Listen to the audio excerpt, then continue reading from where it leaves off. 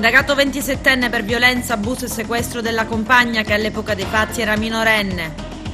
Palermo sott'acqua, una città in ginocchio e 2 dispersi. Incendio alla chiesa madre di Favara, l'organo ottocentesco a fuoco.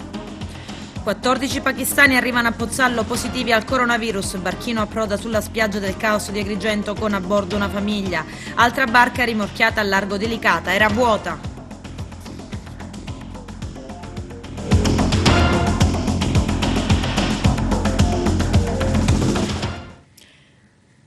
Bentrovati gentili telespettatori al nostro appuntamento con l'informazione in apertura. Vi raccontiamo una storia che, se venisse confermata dalla giustizia, resterebbe tra le più tristi pagine di cronaca, ma soprattutto di vita. È una storia di violenza, sequestro e abuso. Il luogo è Porto Empedocle, il servizio.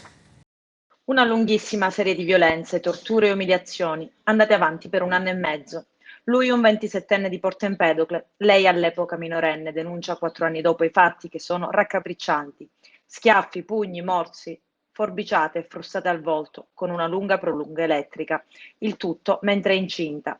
Il pubblico ministero Chiara Bisso ha fatto notificare l'avviso di conclusione delle indagini preliminari, atto che prelude alla richiesta di rinvio a giudizio nei confronti del 27enne empedoclino, che rischia adesso un processo e una pesante condanna per le accuse di maltrattamenti, violenza sessuale, sequestro di persone e lesioni aggravate.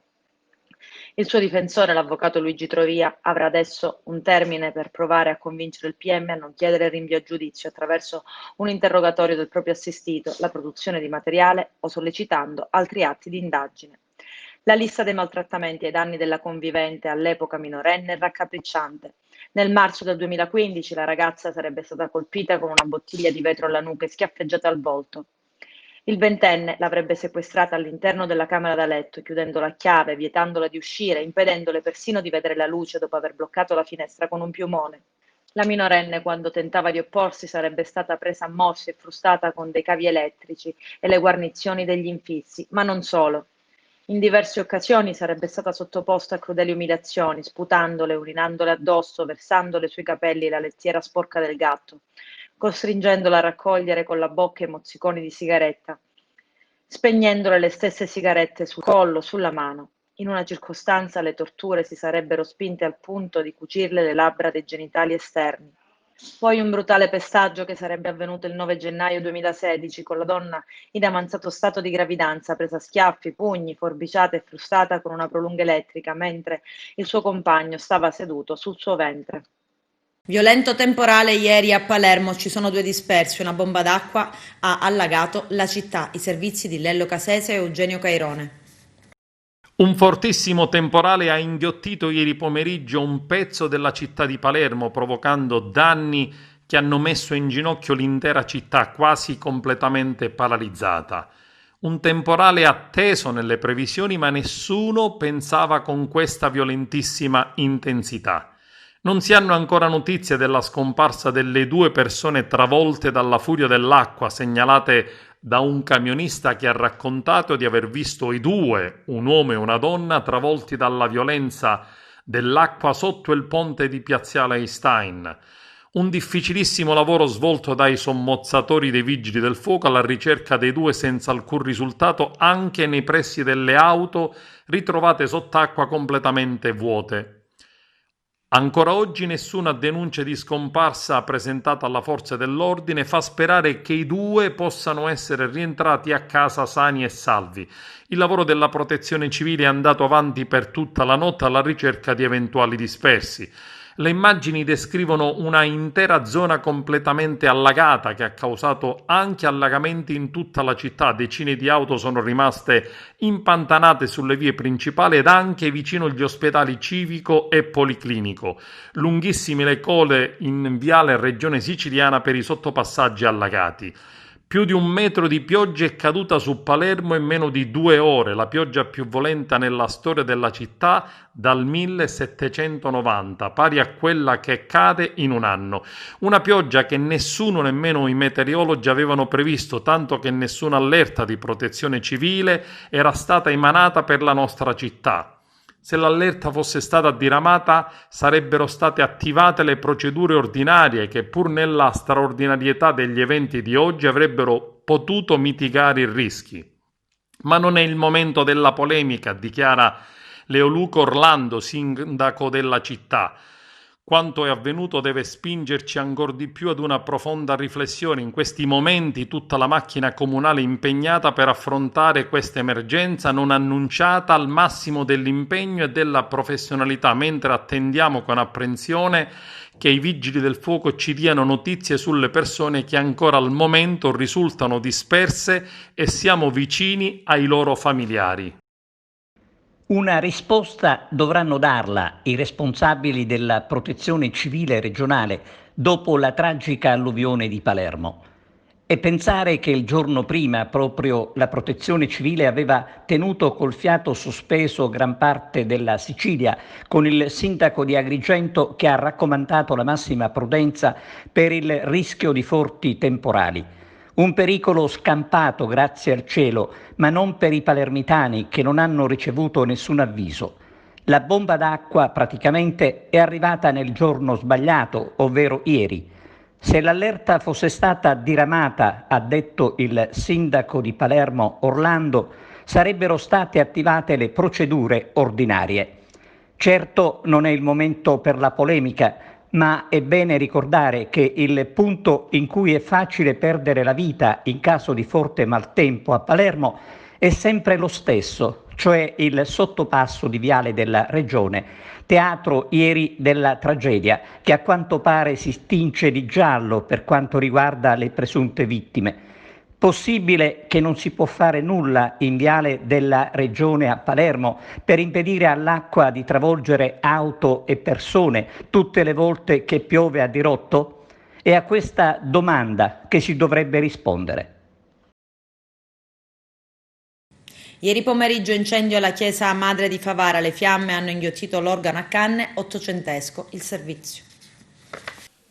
La comunità di Favara è sotto shock per l'incendio che ha interessato la chiesa madre dopo aver estinto le fiamme partite dall'ottocentesco organo posto nella navata che accoglie l'altare del santo patrono Sant'Antonio. Per i vigili del fuoco del comando provinciale di Agrigento è stato il fumo principale ostacolo delle attività di monitoraggio dell'imponente struttura.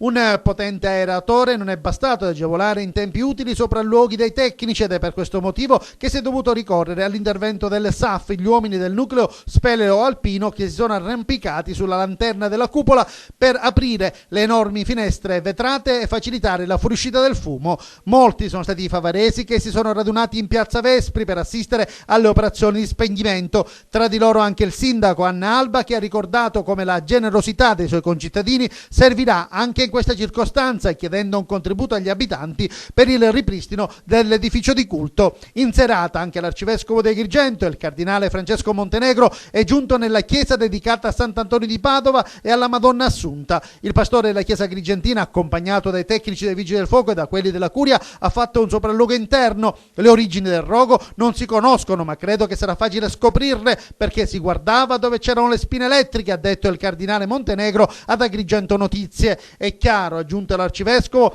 che è una ferita e le ferite fanno sempre male con una chiesa che viene colpita dal fuoco. I pompieri sono stati bravi a saper limitare i danni, poteva andar peggio, ha concluso il pastore della chiesa agrigentina. Nel maggio del 2011 il portone principale della chiesa madre di Favara era stato bersaglio di un atto incendiario. Nonostante le indagini, nessun colpevole venne identificato. I danni furono limitati ma richiesero una spesa considerevole. Le operazioni di ripristino furono curate dall'allora arciprete di Favara, Monsignor Giuseppe Veneziano.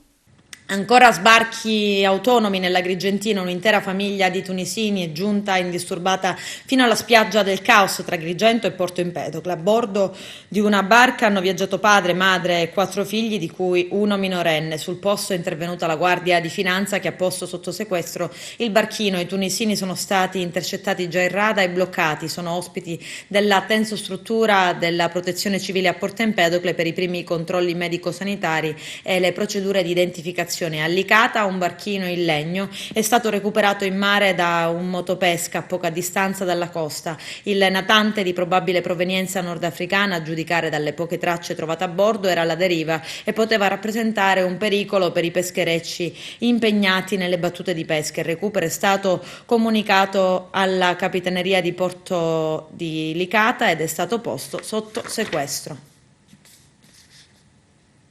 Altri 14 pakistani sbarcati a Pozzallo sono risultati positivi al coronavirus. Sono stati trasferiti a Roma e continua il botta e risposta sulla vicenda legata alla nuova ordinanza del governatore Musumeci sulla quarantena dei migranti. Vediamo. Altri 14 positivi al coronavirus tra i migranti di origine asiatica approdati alcuni giorni fa a Pozzallo. L'ASP di Ragusa, che sta operando in contatto costante con l'assessorato regionale alla salute, ha individuato i nuovi contagiati attraverso un preciso protocollo. I sanitari hanno infatti effettuato un secondo tampone dopo gli 11 casi di contagio registrati nei giorni scorsi tra il gruppo di pakistani. Questi ultimi sono stati trasferiti già fuori dal territorio siciliano mediante speciali ambulanze attrezzate per il biocontenimento. I 14 migranti risultati positivi in queste ore si trovano già in isolamento in una struttura individuata dalla prefettura di Ragusa e presto potrebbero lasciare la Sicilia con le stesse procedure adottate per l'altro gruppo. Intanto Giussi Savarino, deputato di Diventerà Bellissima, replica Claudio Fava: instillare paura non è nello stile di un uomo delle istituzioni come il presidente Musumeci, dice Savarino. L'onorevole Fava non parlerebbe così se solo avesse visto, come ha fatto Musumeci a Lampedusa, il disastro dell'abbandono all'ammasso dei migranti o il timore dei cittadini della nostra costa sud che si vedono sbarcare e sparire nel nostro entroterra senza alcun controllo, clandestini arrivati con imbarcazioni di fortuna. Se solo Fava parlasse coi tanti operatori del turismo che si vedono cancellate le prenotazioni ogni qualvolta i prefetti allochino nelle loro città migranti per la quarantena, che poi regolarmente scappano dagli hotspot, e se ancora Fava incontrasse i sindaci che si vedono scaricare sulle loro spalle responsabilità che non gli competono, o i nostri dirigenti operatori sanitari che temono di riportare in Covid i loro reparti pian piano tornate alla normalità in una Sicilia Covid free. Ebbene, se solo Fava, conclude Giussi Savarino, sentisse e ascoltasse i siciliani come fa il presidente Musumeci ogni giorno, certamente non si perderebbe in polemiche sterili e protestuose. Ma questo spiega perché Musumeci sale nel gradimento, vince le elezioni e oggi governa trovando soluzioni ai problemi dei siciliani. È diventata insostenibile la situazione all'hotspot Visconte di Messina, che da tempo accoglie diversi migranti. I residenti del villaggio sono stanchi delle continue situazioni di caos. Nelle scorse ore si è registrata una nuova situazione di panico per i residenti a causa di alcuni migranti che avrebbero tentato di scappare dalla struttura. In una nota i consiglieri Alessandro Cacciotto, Terza Municipalità, e Libero Gioveni scrivono: da una parte bisognerebbe capire perché gli ospiti della struttura scappano e dall'altra bisognerebbe garantire la serenità dei residenti. Accoglienza e sicurezza devono necessariamente convivere. Riteniamo siano ormai maturi i tempi affinché il sindaco richieda un tavolo tecnico al prefetto per dare una soluzione ad una situazione divenuta difficile, concludono. Lo scorso 8 giugno i due consiglieri avevano avanzato la proposta di riconvertire l'ex caserma militare di Visconte, adesso utilizzata come hotspot e centro di accoglienza, per realizzare strutture sportive, biblioteche, centri culturali, ricreativi, parco giochi o un cinema, pur ritenendo doverosa l'accoglienza nonché l'integrazione, che vanno garantite in osservanza di legge. Fisco, l'appello dei commercialisti a rinviare versamenti al 30 settembre. L'intervista del nostro direttore a Piero Marchetta. Il Consiglio nazionale dell'Ordine dei commercialisti torna a chiedere con forza il rinvio dei versamenti al prossimo 30 settembre al Presidente Conti.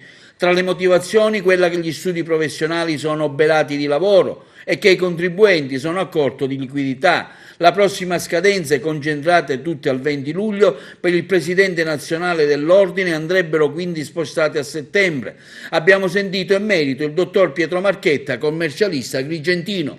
Indubbiamente ci sono delle difficoltà sia perché ormai negli studi commercialisti si ha un intasamento di scadenze perché la categoria dottori commercialisti ha dovuto fronteggiare le stanze di fondo perduto per i commercianti, poi i famosi bonus, per cui chiaramente si sta lavorando molto a fatica. Ma soprattutto oggi chiedere al mondo delle imprese il 20 luglio delle somme a saldo e in acconto, quando sappiamo che la ripresa economica ancora non c'è stata, significa andare in contraddizione anche rispetto alle misure che il governo ha adottato quali aiuti per le imprese stesse, cioè di fatto da un lato si danno degli aiuti, dall'altro oggi si chiedono delle somme che ancora in un quadro economico che non è affatto ripreso, credo che sia molto difficoltoso per le imprese appunto poter oggi il 20 luglio adempiere alle obbligazioni tributarie. Io sono d'accordo naturalmente che vi sia questa proroga a settembre, ma questa è una misura non sufficiente, perché se si sposta anche la scadenza a settembre, però poi l'arco con cui possono essere rateizzate le imposte diventa di 3 mesi invece che di 6, siamo sempre lì, in un sistema economico che è a corta liquidità, avremo delle difficoltà poi da parte delle imprese appunto di poter rateizzare in un arco temporale breve le imposte, per cui sarebbe auspicabile per quest'anno appunto anche prolungare i versamenti, farli decorrere da settembre, ma dare la possibilità sempre alle imprese, alle categorie professionali di poter rateizzare i loro debiti quantomeno in 5-6 rate. Dottore Marchetta, buone notizie da Roma, i fondi POC, quelli della finanziaria regionale approvata il 30 aprile, il benessere è quasi arrivato per tutte le iniziative tranne qualche eccezione, ecco, i benefici quando arriveranno effettivamente alle aziende, alle imprese siciliane che stanno versando purtroppo grandissimi momenti perché ancora diciamo l'attività è ripresa ma molto lenta, addirittura ci sono tante aziende che non hanno riaperto dopo il Covid. Ma indubbiamente questa è stata una notizia molto positiva perché l'impianto della legge di stabilità regionale era subordinato alla copertura finanziaria, cosa che ora c'è. Ora chiaramente spetta ai singoli assessorati mettere subito in essere le misure per poter con bandi, con avvisi, poter permettere alle categorie imprenditoriali di poter accedere alle provvidenze che sono ivi previste. Faccio un esempio, finalmente potrà essere anche reso esecutivo il famoso voucher turismo della regione che è una misura molto interessante, oppure le misure quelle per le piccole imprese artigianali o per le cooperative, quindi indubbiamente tutto quello che era in finanziaria ora si aspettano quelle che sono diciamo le fasi procedimentali amministrative conseguenti da parte degli assessorati, però già il fatto che si abbia una copertura finanziaria è di vitale importanza. L'Agenzia del Demanio mette in vendita l'ex carcere di San Vito ad Agrigento. Lello Casesa. L'ex carcere di San Vito nel cuore della città è in vendita. La struttura, anticamente un monastero, venne successivamente rimodulata a carcere o meglio ancora a casa circondariale. Ha ospitato centinaia di detenuti tra uomini e donne, anche importanti, fino a quando il Ministero della Giustizia ha trasferito nel nuovo immobile di Petrusa nel 1994, chiudendo definitivamente l'antica struttura di San Vito. Adesso l'Agenzia del Demanio, dopo accurati sopralluoghi e studi di fattibilità, ha deciso di metterlo in vendita affidando ad alcuni professionisti il progetto per una finalità turistico-ricettiva legata ai servizi e all'offerta turistica. Ricordiamo che anche il Consiglio Comunale di Agrigento, in occasione dell'approvazione del piano regolatore generale, se n'era occupato individuando la stessa destinazione funzionale a quella dei giovani, tipo ostello. Il bando è pubblicato sul sito Invest in Italy, dove si trovano facilmente offerte di investimento in immobili pubblici di società partecipate pubbliche destinate ad operatori italiani ed esteri. Un progetto che potrebbe certamente creare ottime opportunità di sviluppo al nostro territorio attraverso la valorizzazione di un sito riconosciuto storico anche dalla regione siciliana. Alla base diverse proposte legate alla vocazione turistico-culturale e alla possibilità di costituire un polo dedicato allo sviluppo del territorio ed alla diffusione della cultura del restauro o del recupero edilizio, anche in chiave moderna, nel rispetto della storia e delle tradizioni costruttive. Possibile anche la destinazione di tipo scientifico e didattico, culturale, creativo, turistico e, per come pubblicato nel bando, una idea di sviluppo da cui poter ricavare maggiori dettagli ed informazioni. Arrivi e saluti, rotazione dei dirigenti scolastici. La preside Sermenghi lascia il liceo classico Empedocle di Agrigento. Vediamo. Con l'arrivo del nuovo anno scolastico al via le nomine dirigenziali presso alcuni istituti della nostra provincia, pubblicati ufficialmente sul sito dell'ufficio scolastico regionale. Giuseppe Baldo andrà a dirigere l'istituto Giovanni XXIII di Cammarata. Maria Elena Giglia si sposterà all'istituto comprensivo Manzoni di Ravanusa. L'istituto di Bivona, Luigi Pirandello, andrà a Giuseppina Gugliotta, proveniente da Enna. All'Esseneto di Agrigento va Brigida Lombardi, già dirigente alla Bersagliere Urso di Favara, dove arriverà Rosetta Monreale. Al Pirandello di Porto Empedocle Maria Paola Raia, proveniente dal Crispi di Ribera, mentre al Falcone Borsellino di Favara in arrivo Sandra Scicolone. Al Martin Luther King Mirella Vella sostituisce Salvatore Pirrera. Mentre al Liceo Classico Empedocle la nuova dirigente è Marica Erika Gatto. Dopo un decennio di dirigenza al Liceo Empedocle va in pensione la dirigente scolastica Anna Maria Sermenghi per raggiungimento dell'anzianità contributiva e che tanto ha dato all'Istituto Agrigentino. Certo, indubbiamente questo è un momento molto particolare della mia vita, un momento al quale sono arrivata forse senza neanche rendermi conto degli anni che nel frattempo sono passati. Perché vado in pensione semplicemente perché mi ritrovo ad avere raggiunto il requisito del massimo della contribuzione, devo dire non ancora per limiti di età. Dunque è stata anche una decisione, una scelta, ma una scelta che è maturata anche in ragione del fatto che, ripeto, sotto il profilo del servizio mi sono ritrovata in una condizione, diciamo, abbastanza favorevole. Non è in contraddizione dire che ecco, mi dispiace anche pensare di lasciare alle spalle un'esperienza così bella quale è il lavoro che io ho finora svolto, per tutte le esperienze che esso mi ha riservato in diverse istituzioni scolastiche e in ultimo in questi 10 anni trascorsi appunto al Liceo Classico Empedocle, che sono stati appunto straordinari. Però ecco, ritengo anche che queste fasi della vita vadano un po' elaborate perché bisogna anche pensare che a un certo punto ci si adatta ai cambiamenti e che comunque la vita possa essere anche scoperta e valorizzata in tutti i suoi aspetti, per tutto quello che può anche riservarci in ordine ad un tempo anche ritrovato, che potrebbe essere un tempo ritrovato sicuramente per gli affetti familiari, per gli interessi personali, per tutta una serie di, come dire, di esperienze, di interessi che finora, devo anche dire, hanno avuto anche poco spazio, perché vero è che questo lavoro è stata per me un'avventura meravigliosa che avrebbe potuto anche ancora continuare per alcuni anni,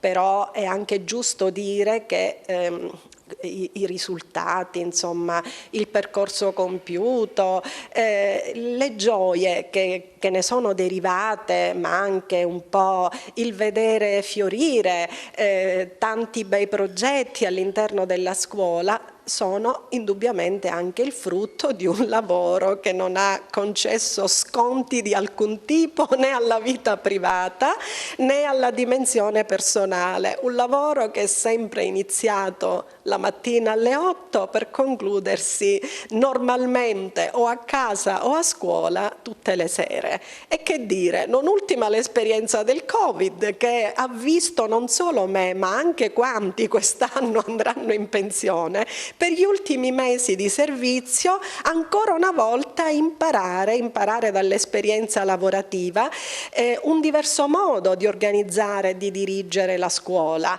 perché poi ritengo che sia anche importante attraversare la propria carriera, il proprio lavoro e giungere fino alla fine con un entusiasmo immutato. perché penso che uno anche degli aspetti fondamentali e una delle caratteristiche importanti che un dirigente scolastico ha e che diventa fondamentale nel contesto di un'istituzione scolastica è quella di dare ottimismo, trasmettere energia, positività, propositività, e quindi questa dimensione della progettualità senza la quale noi non potremmo andare avanti con tutte le difficoltà che questo percorso indubbiamente comporta. Io in questi anni ho visto profondamente cambiare e modificarsi il ruolo del dirigente scolastico, perché nella mia carriera insomma ci sono più anni di esperienza e di servizio come dirigente, inizialmente direttore didattico, poi preside, poi dirigente scolastico,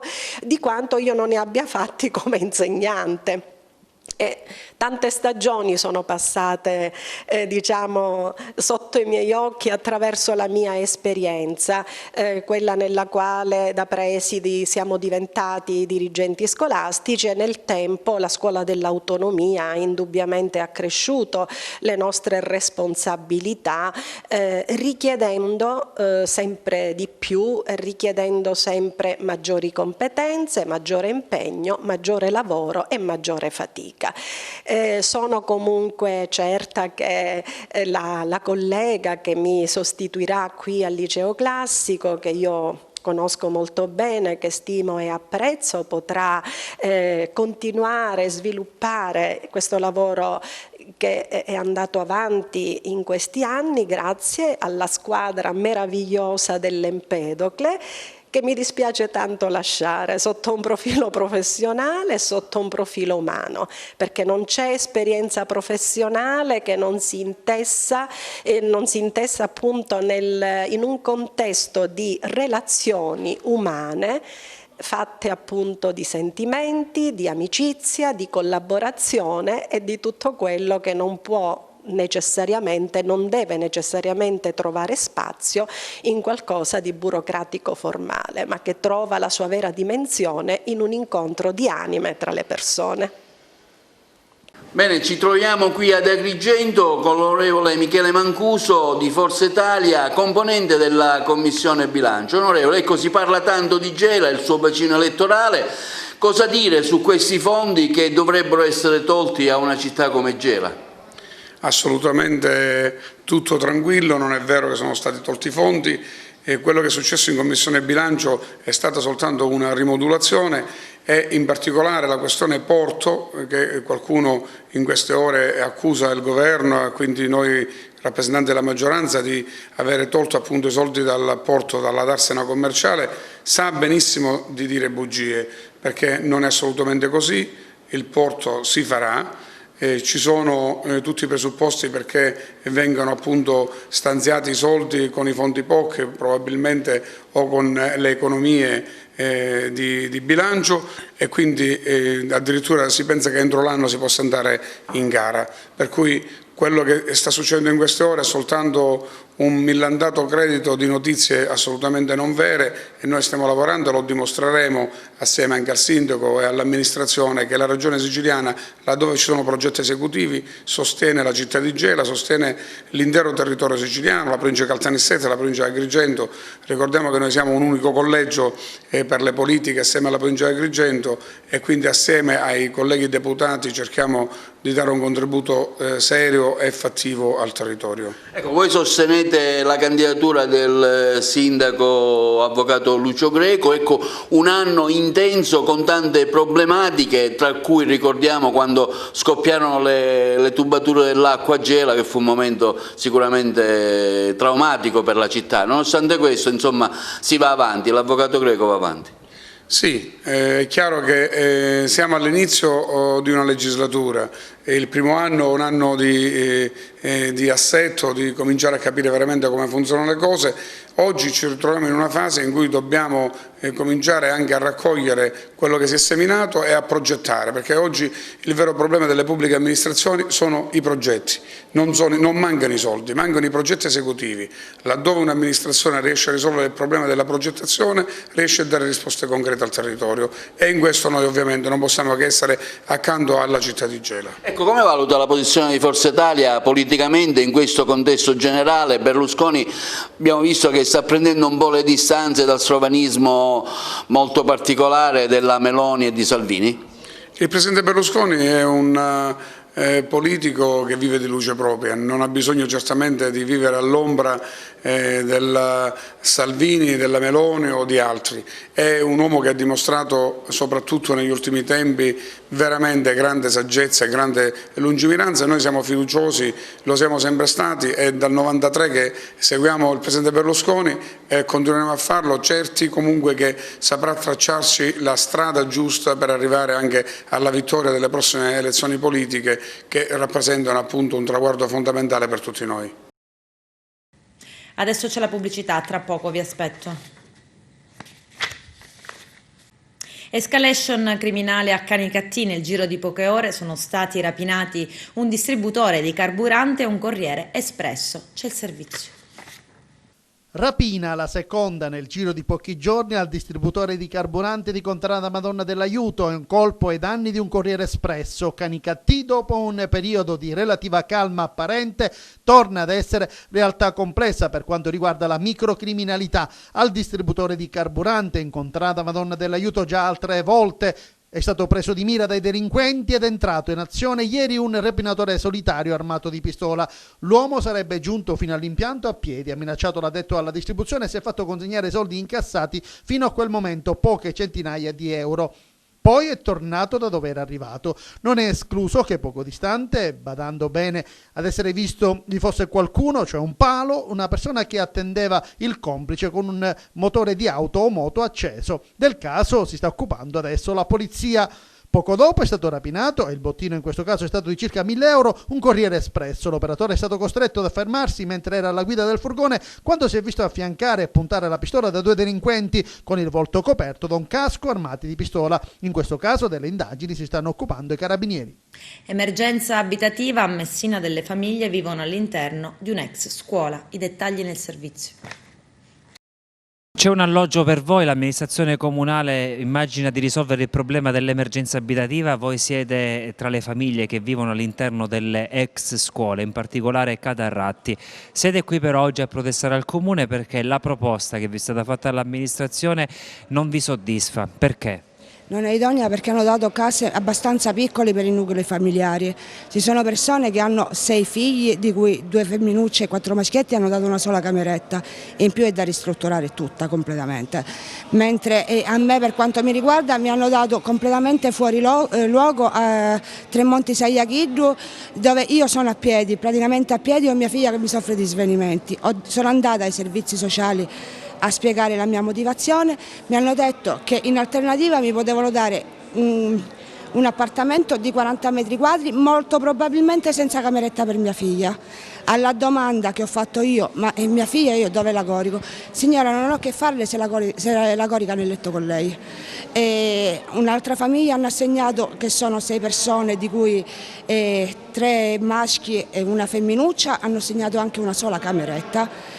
Cioè, non stanno rispettando la distanza della scuola dei nostri figli, non stanno rispettando la dignità dei nostri figli. Avete avuto un confronto con l'assessore Calafiore? No, abbiamo avuto un confronto con gli assistenti sociali delle politiche per la casa e siamo stati trattati malissimo.